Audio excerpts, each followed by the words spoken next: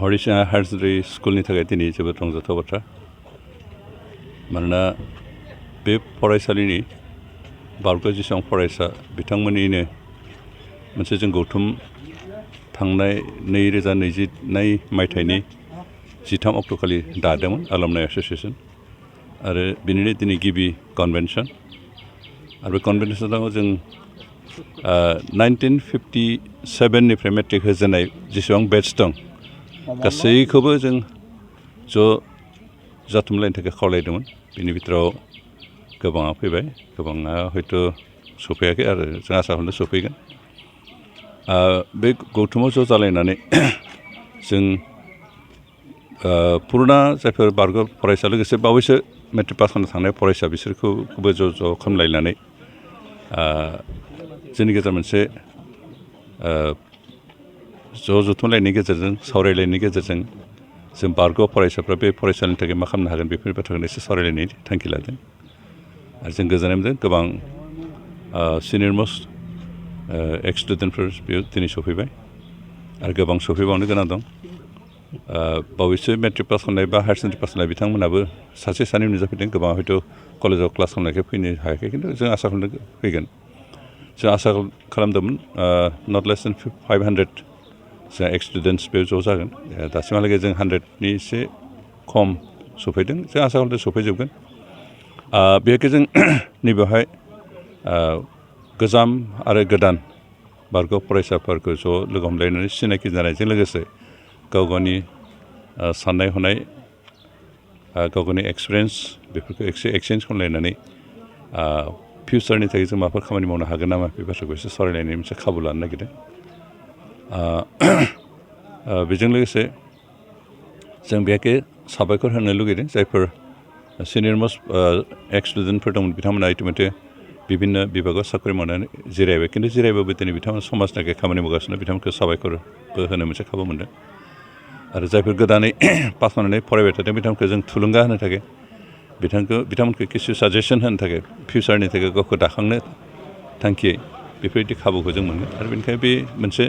जोंना exchange of view and ideas thought बेफोरबायदि जागोन लोगोसे जोंनि एक्सपिरियेन्सफोरखौ लानानै जों सावरायलायनानै एक्सचेन्ज खालामलायनानै जों बोरैहाय बेटार ससाइटि दानो थाखाय सानलायनो डिसिसन लानो हायो बेफोरखौ बाथ्राखौ सावरायगोन बेनिखायनो दिनै बे साना जोंनि थाखाय मोनसे historic day for the एलुमनाइ of this school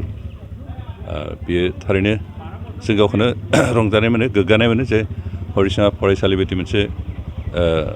नामदांखा बिदि फरायसालिनि स्टुडेन्ट जानो मोनदोंमोन जाय फरायसालिनिफ्राय जों गोबां गियान मोननानै दिनै समाजनि थाखाय खामानि मावनो हानाय जादों दिनै जों अन्तत गावनि आथिङाव गसंना थानो हानाय जादों सोरबा साफा सानैखौ जों हेफाजाब खालामनो हानाय बेबायदि मोनसे पजिसनाव फैदों बे गासैबो कन्ट्रिबिउसना बे फरायसालिनि बेनिखायनो जों बे फरायसालिखौ जायफ्रा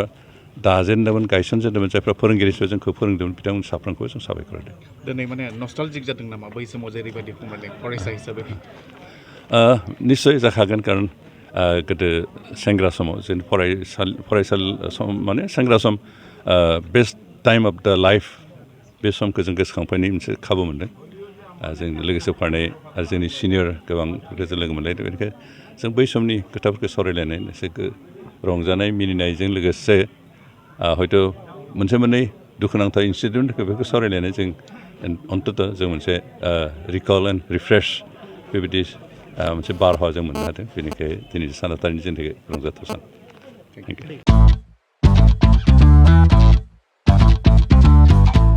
गोजोनथाव खौरां नोंथाङा नोंथांनि गला एबा अफिस फसंथानफोरखौ जोंख्लाब माख्लाब साजायनो गोसो गैया नामा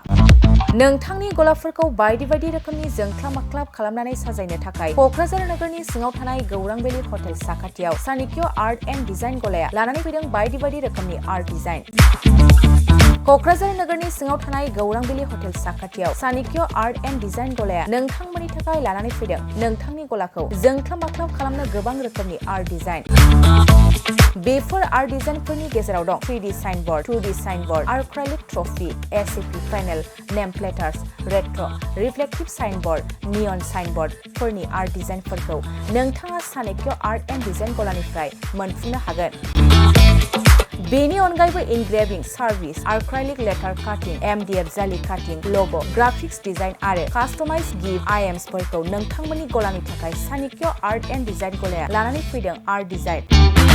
गोबां बाथ्रा मिथिनो थाखाय नोंथाङा नैबे 9706125636 6900981649 जानबुं नम्बरनि गेजेरजों खौरां लाहरनो हागोन।